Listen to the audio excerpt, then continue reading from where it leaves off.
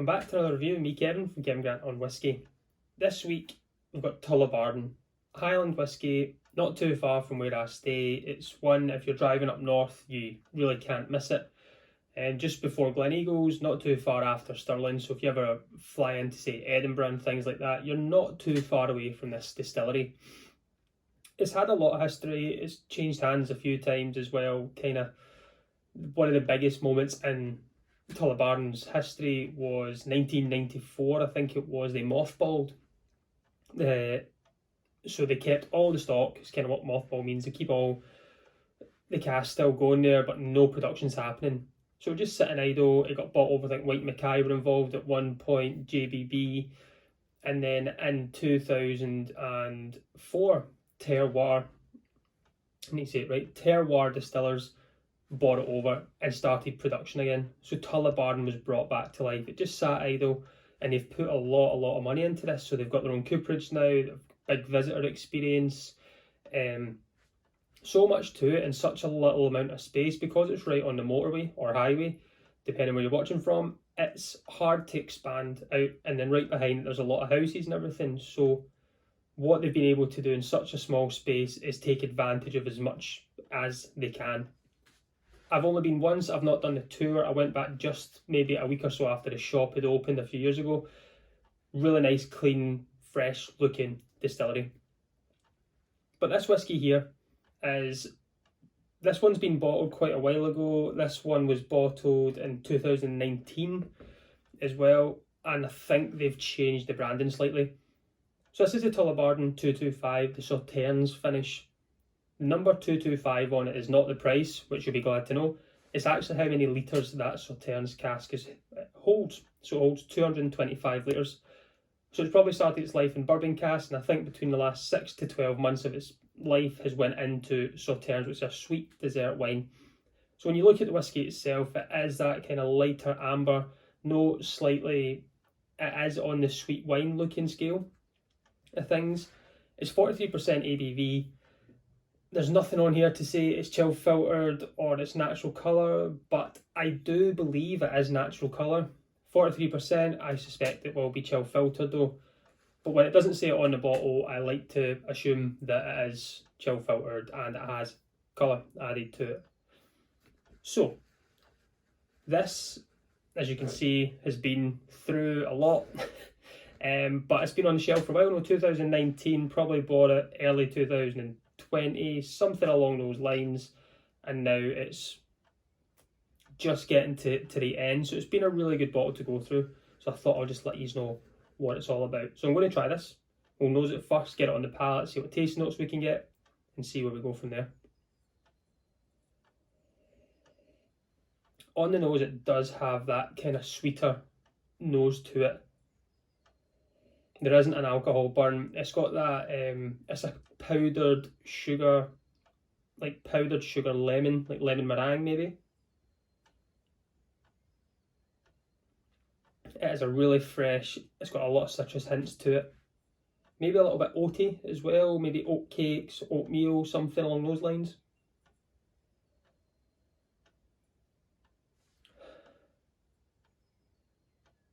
Maybe like a,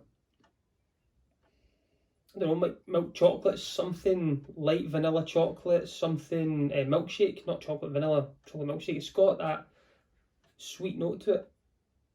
Let's try this. Slange everyone.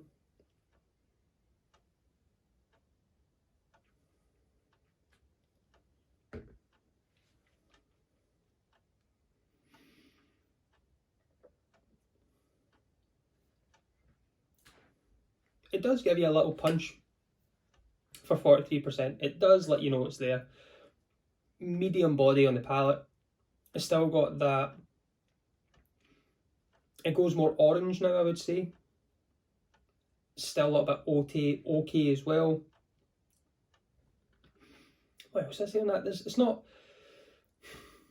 it might be slight cinnamon, just like a splash in there of a little tiny bit of spice, which I didn't really expect. But the citrus is staying there. Slightly dry, again, which I'm not expecting.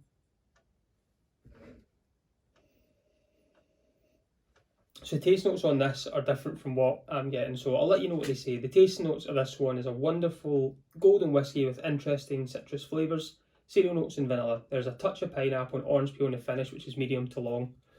I get the citrus notes for sure, but it's just a little bit more to it.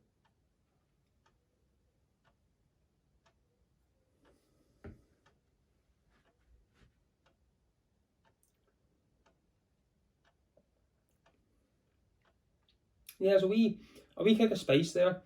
The citrus totally leads it. It does become sweeter as well. The powdered sugar, vanilla, milk chocolate, along those lines. That orangey or lemon meringue pie style thing is what I'm getting. Slightly complex. I've not had too much Sauternes whiskey or cask style whiskey. I think the other one that I have is a Bruichladdich cask strength one, which I think has spent its full life in Sauternes. So just having a finishing period in it, it is good. Tullibardine for me is a good introductory whiskey. Its ABV is quite light on the palate, so if you're just starting out, it's a good one to go to. Price point, I think you can pick this up for £40 or less. Again, we've got non-age statement though. Another thing about it is it's not shelf friendly. It's like a inch too high to just fit on a standard shelf, so you need to find a new home for it. But I just put it down the bottom. It's fine. But it's not for me a wow whiskey. Stop yourself for a minute, sit back and relax and think what is going on here. You know, it doesn't stop you. It grabs your attention a little bit, but there's nothing for me personally. It doesn't give me a big song and dance and I need to tell everyone about it. It is just a nice, simple drinking whiskey which is slightly complex on the nose and palate, but not a powerful hitting wow moment. I enjoy it, I like it. I would, when this is finished, am I going to get another one? Probably not. I don't think I'll rush out and buy this again. It's done me well, it's done me good. I have enjoyed it. I've let other people try it, but you know, it's one when you message each other the next day. This isn't the one that gets spoken about, you know, it just sits at the back and just comes out for a wee palate cleanser and you go that way. So it's nice if you've got £40 to spend, you're looking for something a little bit different, nice and easy sipper, not that high ABV cask strength, then go for this. Again, my palate, if you've been watching, I do love cask strength or single cask, natural colour, all these things. So this is just a little bit off, but still got that nice little different approach to it. They also do the Tullibardine 225, they do the 500, which I think is the sherry, and they also do one more, I've written it down here, where have I wrote it? The 228, which is a Burgundy finish. So again, the numbers meaning the same thing. 500 for the sherry is 500 litre cask that they've used, and the 228 is 220 litres for the Burgundy cask. So if you maybe have them in a lineup, you'll be able to see how different they are to each other for sure. But personally, this isn't going to be a rebuy whiskey. So when I probably do get through some more bottles and I do my little kind of review of whiskey buy or whiskey goodbye, this is probably going to be a goodbye whiskey and not go back on the shelf. But what it does mean, I'm nearly finished. That means there's room for another whiskey on the shelf. So I will be looking for something in the very near future. Okay whiskey, enjoyed it, but again, nothing to shout home about. As always, I'm going to go and sit back. I'm going to enjoy this just now. It is Sunday for me. The way my shifts are going to work, I'm not going to be able to do a tasting through the week. So I've had to just squeeze this in today, but I will be doing the draw later in the week to give everyone an opportunity to try and guess the dram in last week's video. So make sure you put your comments below on that and I'll do that for Friday. So I'm going to go and sit back, I'm going to enjoy it, I'm going to relax and get everything sorted for the week ahead. But again, everyone, thanks for tuning in, thanks for sticking by the channel, I do really appreciate it. Weekly content will be coming out about another video next week as well. But I've been Kevin Grant on Whisky. Join me next week. Let's talk whiskey. Slange. If you've hung around, you know what's coming. A game of Guess the Dram. The way it's going to work this week though is I'm going to do this and then I'll do the reveal of who won last week's at the end. So the rules are, I'll go through it just now. The rules are, this whiskey here, I'm just going to explain in kind of light detail what it is, not giving too much away, but trying to give you enough to guess what the whiskey is. If you know what the whiskey is or you think you do, leave your comment below. If someone has stole your answer or already said it, still put it in there and I will do a draw from a hat or my spinning wheel that I have. I'll put everyone's name in there and do it as fair as possible. So I'm going to give you some little hints and tips to this and not give too much away, and then see if you can guess this whiskey. So on the nose, straight away, it's that little salty maritime note. It's a little bit of sea breeze to it. So it's maritime, but it's not Islay. So you can rule Islay out. It's got a soft smoke, soft peat to it. Bourbon cask matured, 40% ABV, non-age statement, whiskey.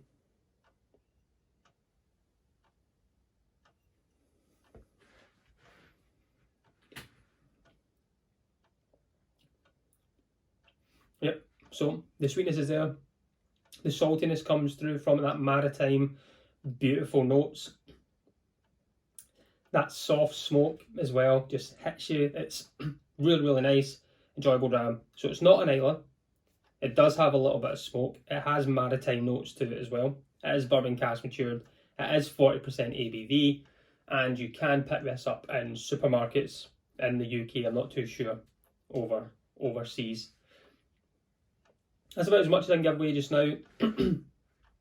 So I'll just leave it at that. So as I say, if you do know what it is, leave your comment below with what you thought of the video about the Tullibardine and then also what you think this might be, and I'll do a draw in next week's video. Also have something special if you do hang on to the very end of this video, and if you want to see Michael Henry, the master distiller for Loch Lomond and Glen Scotia, actually reached out to myself after last week's video and gave me a lot of answers to some of the things I put out there. So I'll put a little bit up at the end. You can have a little read through from what he reached out to me and gave me in regards to the Loch Lomond single grain whiskey. So if you stay on, you'll be able to see that. But again, I've already said goodbye. If you've hung around for my second goodbye, thank you. But I've been Kevin from Kevin Grant on Whisky. Join me next week. Let's talk whiskey. Slange. So as promised, it's now Thursday. Here we go for the live draw for the dram. There was a lot of you that guessed it right this week. It was the Glengoyne 25, so I think I gave a little bit, made it a bit easier this week because of last week. So I do have a winner. So what we're going to do is we're going to spin the wheel, see who's won, and we'll get a dram of the Glengoyne 25 sent out to you. So let's see who's won by spinning the wheel.